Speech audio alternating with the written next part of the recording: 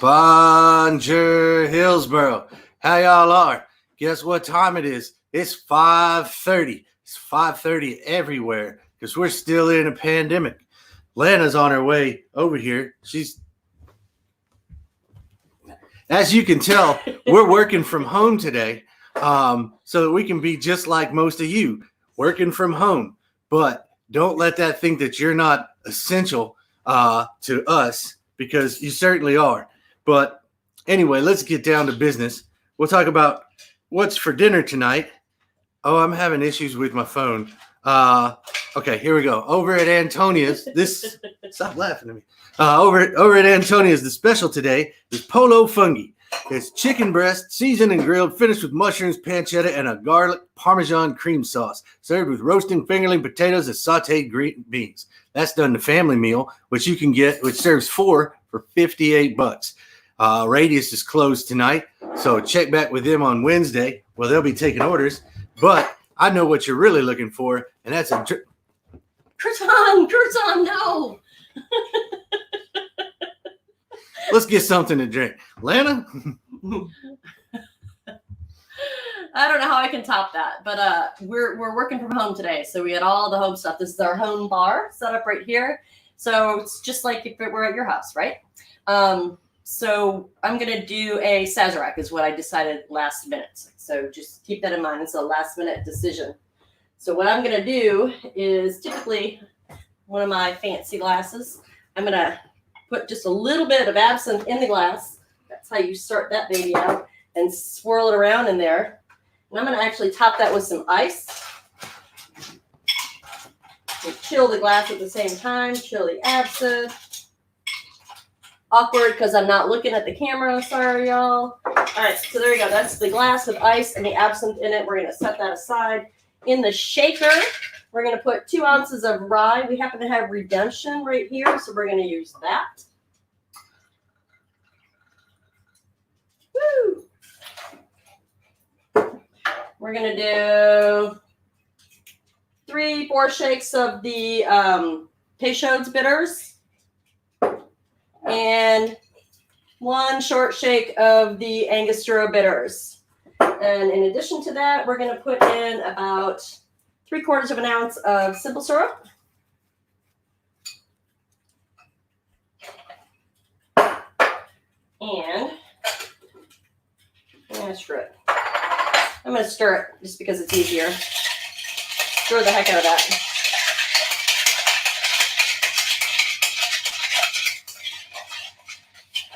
And then, so you're going to take what this that you did season the glass with the ice and the absinthe, and you're going to get rid of that. Eric hates this part. I don't get rid of it. But if you do, it's too medicinal. So you want to get rid of all that absinthe, and the essence of it is left in the glass. Absinthe costs a lot of money. You don't want to just throw it down the drain. Okay. I will drink that by itself another time. And then I'm going to put this on the rocks. So I'm going to put more ice, fresh ice, in my glass, and then straight it on the fresh ice. You keep hanging out, Hannah. You'll be able to learn some tricks. All right. That's it. Voila. Sazerac. Oh, and I should do a lime twist too, but yeah. I'll go get a lime twist. Just know that goes in it. It's actually orange. Okay, so hey, we chose that drink because it's got bourbon in it, and that's what our guest today likes to drink. You can usually find Miss Erin Campbell hanging at the bar drinking a Manhattan. Let's welcome Erin to the program. How you doing, Erin? Hi, I'm doing all right. How are you all? Dude, doing really, really good. About to do better once she gets this drink over here. I'm good. Right. I'm going to drink the cold absinthe, and I'm going to give him the Sazerac. Well, Cheers. I mean, we'll see. We'll see you later. Well, so we're really glad to have you here because it was always great. Your office is right across the street from the bar, so it was always pretty cool. Real hard to get to y'all after work. I used to appreciate the hell out of that, but now it's kind of a drag that we don't get to see it as often. So thank you for joining us. Hey, for those people that don't get to see it quite as often, why don't you Why don't you tell us just a little bit about yourself? When did you get to Hillsborough? We've been in Hillsborough for almost 6 years. Be 6 years, I think, in July. I was real pregnant when we moved here, and it was real hot, and I didn't lift a finger, so that was the best move I've ever did. But we came to Hillsborough. I worked for an advertising agency then, and since had 2 kids, and now I work for myself. I have Erin Campbell Creative, which is basically me trying to raise the bar on local and small businesses in towns where I live, because you're small, but that doesn't mean you have to have small design. You can have really nice materials like the big dogs and be small. Where'd you come from before you got to Hillsborough? Oh, we were in Pittsburgh. Before that, we were in Carborough. So we just like the You finally found the best borough. Yeah, you needed all the boroughs. Yeah, I needed more letters in my borough, so I came to Hillsborough. Fucking A. Excellent. You said you've got, what, 2 kids? 2 kids. One is 5.5. One is almost 2.5. And they're real fun balls of energy to have at home. To the point of that, we're building them an entire swing set and playground because they need something to do, and we have a lot of time. Oh, yeah. Hell yeah. You said you were at an advertising agency before. I was. Was that here local? Yeah, I used to work at an agency in Durham called McKinney. And I made some amazing friends there, and really great people that I still work with. On and off, as people have set off on their own. We work with ourselves. We work with each other. They're a really great company to be a part of, and they really let you learn a lot. Yeah, they're a big one. They're on Mad Men. They were they on Mad Men? McKinney and Silver, yeah, they were mentioned, right? Mm-hmm. What made you want to say fuck it and like just kind of work for yourself? Having babies. I mean, I had 2, and I also wanted to be more face-to-face with the clients that I was working with. At McKinney, I worked in their studio, which was really great because I got to work on everything all the time, making up stuff whenever. It also meant sometimes working until 2 a.m. or 4 a.m. That, as I got older, became a little less fun. I mean, you guys, that's what you do, but it's, I think, different calling. And we don't start the day at 9 o'clock or 8 o'clock in the morning. Exactly. So, I really love working with people and having more of a collaborative process. So getting to work more directly with clients, and make things that they get to use and see out in the world. I missed it. And so getting back to it has been really fun. Was it a lot like Mad Men? Like when you're watching that show, you're like, woo, just exactly what it's like. I'd say like a lot less sexism. Like almost no racism at all. But at least in Durham, that was nice. They're a little more woke than other agencies, maybe. But yeah, it was a lot like Mad Men. A modern, crazy deadlines, things changing on the fly. I mean, you'd be in the middle of something, they'd say, all right, we just learned something new. We have to change everything. And you just go with it and you change it. Are you allowed to talk about any of the campaigns you worked on? Like, yeah, I mean, sure. I got to work on awesome, huge clients like, oh, geez, Nationwide, Sherwin-Williams, Samsung, Sennheiser. I'm leaving out really big ones. Travelocity. So the Travelocity Gnome, when I first started at McKinney, was just kind of ramping up. And that is the baby of this guy, Philip Marchington, who is a genius artist who happens to, put himself in advertising. And he created that gnome. He carved it out of clay, made a plaster of Paris mold, and recreated all these gnomes that then literally traveled the world. And it was just such a cool campaign. And, I painted one of them gold and stuck it in the bathroom. I was stuck in the car for 7 hours in the snow with one of them for a Valentine's Day thing. It was really fun. And it was a really great thing to do. before I had 2 kids. So how long has it been since you started Erin Campbell Creative? It will be a year in June. So almost a year. Nice. What was it Yeah. like pre-COVID? Like what was it, was it slow? Were you having trouble getting business, or just paint a picture for it? Well, so the first couple months were slow. I mean, I was starting out, I had contacts, but I was still making my own way, trying to work myself up. I mean, I'm 34 and leaving a big career in advertising and stepping away from it to be home with my kids. I mean, I took so many steps back that I had to just take my time getting back up. And I was working in the library, the Hillsborough Public Library, which is very accommodating and nice. And that was my office every day for about 6 months. And I would work there and build my clients back up. But pre-COVID, I was slammed. I had a number of small business creative projects that I was working with. And I had 2 really big, as a contractor as well, 2 big contractors with some clients in Raleigh and Durham that were taking up, 40 hours of my week. So those unfortunately were the first ones to go. And I was left with my small business clients, and I was freaking out a little bit going, I don't know how I fill my plate like it was.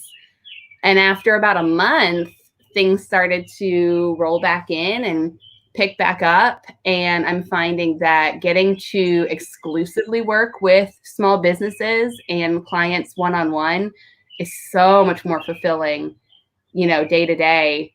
That those big contracts I was mourning for like a month, that, it was a lot of money and it was great, but none of the work was my own. So I didn't get to have the one-on-ones with clients. I got told, you need to make this and send it to this person, and then it'll be out the door and you won't see it again. So it's been really great. It's been hard. It was a hard hump to get over. But the past couple weeks, I've been in the office all day, every day. I mean, it's picking back up in a good way. What kind of with the COVID happening, have there been like major changes you had to adjust to? Like, according to Mad Men, before you were just like drinking martinis at lunch all day long with business clients. Is that now that there's not like martini lunches, like what other changes? Like beers at the Nickel with Lana, but yeah, right. Just the one time. No, things weren't that crazy. It's I have a little office downtown across the street from y'all, up above the hardware store. It's very Gilmore Girls. It's very quaint. I've been able to continue going there. We have kind of an agreed upon in and out procedure to sanitize doors that are shared, but my office is my own, so I get to go there and keep working. Our clientele is a lot of Zoom meetings, and I haven't even met some of my clients in person, some of my new ones. It's all been interactive. So it's definitely different, but we haven't lost a lot of the fun collaborative process. You've been working with one of our previous guests, Lindsley Bowen from Carlisle and Linney. Mm-hmm. On a scale of 1 to 10, how difficult is she to work with? Oh, no, but don't answer that. A delightful 6. Lindsley is, for me, an ideal client. She knows what she wants her brand to be. She knows what looks good for her. She and I came together in this moment of sweet need where she didn't know what to do. And I basically took an hour, composed myself, ran over to her shop, and this is while things were still open. And we formulated a plan that we enacted that week, and it's been running the whole time. Her Vintage at a Distance sale was something that we concocted together, in about 2 hours. So it has been keeping her afloat. She's my first case study as a independent business, which has been really great. Hell yeah. Who are you? We're working on a new logo with her, and it is cool. Nice. Very nice. Are you doing some work with the radio station as well? The WHUP? They're a nonprofit, so I offered up some donation services, and I created their spring fundraiser. It needed a new name that was more appropriate for the time, and they were sharing 50% of the funds that they got, so it needed to be it needed to speak to the different thing that they were doing this year. So came up with the new name, came up with the graphics, kind of made them a PR package and sent it to them so that they can send it out to all their DJs.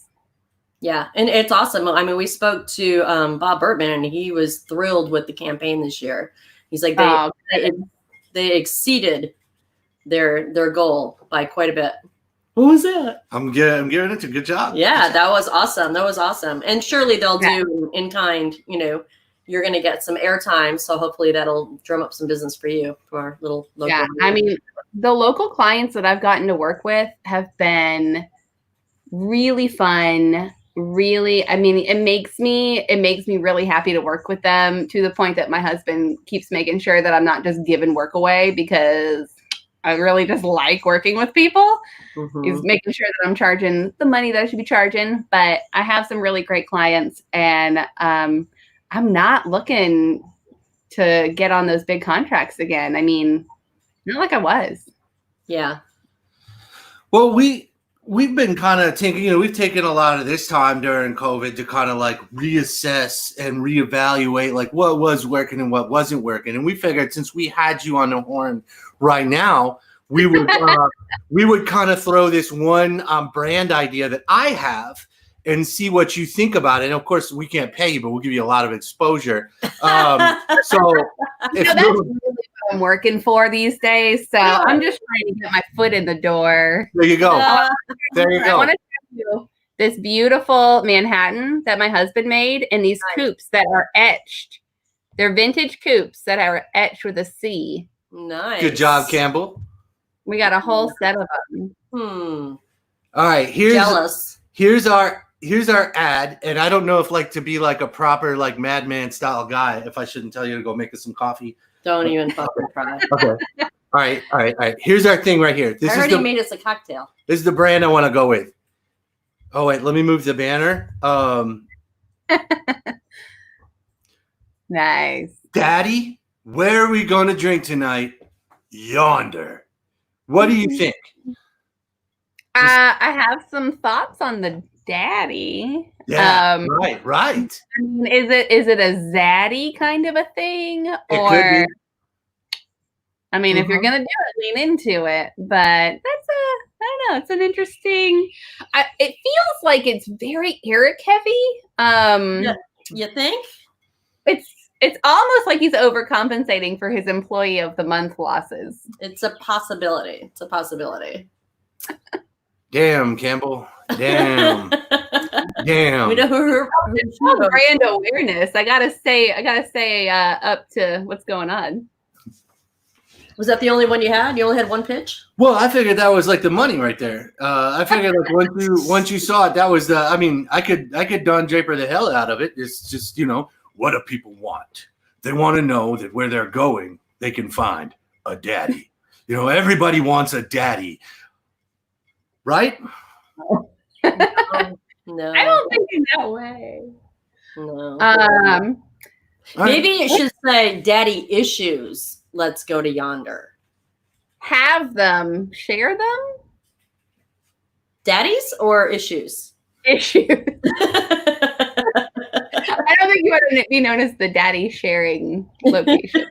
All right. I'm starting to see the holes in it, so I'll go back to the drawing board on it. But as soon as I get it together, I'm gonna come back and hit you with that. Hey, we like to ask everybody what they're watching. Like if there's something you're binging or something you want to recommend to people. God. We got real deep into Westworld. We are, I think it's only been like 3 weeks, maybe 4 weeks, and we're already on season 3, and they're really long episodes. So we commit our entire evening after the kids go to bed to watching Westworld. We've stayed up, for us, anything past 11 is incredibly late, and we have stayed up very late watching just like a little more. I just want to watch like a little more of the next episode to see what happens. So Westworld's a big one. We rewatch Brooklyn Nine-Nine, and Chapin's trying to tell me something that we're watching. Vampires? He can sneak in. He's allowed. What's up, David? Chapin. He can't hear me. He's got music on. He was doing like vampire teeth and bat wings, so I don't know what that's about. You watch Buffy? No, watching Twilight. Oh no, we are playing some role-playing games through Zoom. Tell us. This one. They want you to come out. Oh, What We Do in the Shadows. That's what. They're also watching What We Do in the Shadows, which is really amazing and hilarious. Yeah, we're playing this role-playing game that is run by my brother-in-law, Kellen Smith, and it is called Monster. It's called Monster of the Week, and it's like a serial role play where you really try to like wrap up the whole story. It's a weekly thing. And as we go through each week, we just finished up week 5. We play once a week. We develop our characters and kind of figure out what's going on. But oh my gosh, it's so fun. I did not think I would be good at this, and I wasn't at first. So I'm kind of learning how to improvise. And tell me how do you play this game? I'm curious. I love games. We've been doing like a late night Jackbox with some friends, and then there's another online version of Cards Against Humanity that's not called that because that's proprietary. We've been doing that with friends. I miss the gameplay. That's my thing. So the Monster of the Week. So it's like the whole concept of role playing is like Dungeons and Dragons. So you have somebody who runs the game, the dungeon master, if you will, right? And game master or keeper or yeah. What's the platform? Are you visually? Are you on a video call? Yeah, we're just doing Zoom. it's all right here. There's a live streaming role playing game platform called there does exist a platform called Roll20, which is but it doesn't work super well. It's like there's a free version. There's a free version and there's a premium. It's a very robust tool set if you can get it to work. We just had some issues with using the in-platform video chat when we tried it before, but you can put maps up there, you can have visual stuff happen, and you can share your screen. You can show stuff to some people, not other people. You can do dice rolls in the game, but that's Roll20 is really robust. Lots of people use it. We just use Zoom, and it's funny because we have a separate thing open for type chat or whatever. You can rename yourself all the time in Zoom. Yeah. So I like that feature a lot. Yeah. I accidentally attended a chamber meeting with Mistress Lana as my name. Which was left over from the other freaky Zoom meeting. It was from the night before, So I was like, our daughter's in preschool, but since preschool's been closed, her teachers are amazing, and they do a twice a week like class Zoom meeting. And she really likes to play with the virtual backgrounds. So before I go into, because it's all on my work account, before I go into a meeting, I have to not start with video and check my background because it's always going to be like grass or a birthday cake or something. Nice. What's for dinner tonight? Chapin, what's for dinner tonight? We have a Moroccan spiced chicken and chickpea stew. What? It's got tomatoes, chicken stock, some kale. Yeah, y'all being quarantined with a chef is not. Let me tell you what. We're on the way. Just put a plate in the mailbox. All right, deal. Well, how's everything at the house? Like, kids digging it? The kids like being out of school, or are they? No, they're little, so they started cutting yet? Like what? They love the structure, so they miss it. And all the things that we would do, like I was going with our son once a week to the museum, just me and him. Museum of Life and Science in Durham. It's like the best place to take your kids. It's great. And we can't really go play at the park like we do. This is the longest time since our oldest child was born that we haven't been to the park. We're building a playhouse a park in in our backyard, we have the floor of the deck built now. It's framed out, and You can stand on it and not You can feel stand like on you're it. gonna fall over. So we're Good doing job. pretty Well well. done, y'all. And we got all of our lumber from Fitch Lumber in Hillsborough, and we're ordering a couple more tools. You always need one more tool when working on a project. So we got a couple tools ordered from Jewel Supply in Hillsborough. And my favorite thing about this whole, quarantine, you shouldn't have a favorite thing because it sucks that we have to do this. But we have shopped so much less. And when we do shop, we're buying from Flyleaf Books, Purple Crow Books, or Jewel Supply. Like, we're shopping everything local because anything you want to have shipped is going to take a month. Yeah. So not to mention, we're trying to lean less on Amazon because Amazon's not billionaires are increasing their wealth on the backs of this awfulness. So. Yeah. Well, if y'all need a little $1 bowls of cheesy poof, y'all holler at us because we're thinking about starting delivery. We do have books too at the bar. Like if you need reading material, Eric's books are for sale, and I will meet you at the bar to sell them. Yeah, deal. Heard. I do it. You can read them to your kids at night. No, don't read them to your kids at night. Hey man, we really miss you guys. We wish we could hang out. We miss the nights when you and the Hot Moms Club comes in. We miss you getting out of work. Miss you guys. Oh, we miss the Hot Moms. We just share pictures of beer on a bar to remember what that feels like. Yeah, every time I go in there, I start to cry a little inside. But hopefully soon. I know the governor's thinking that maybe it's this weekend that the phase 2 starts, but he'll know more as the days go by.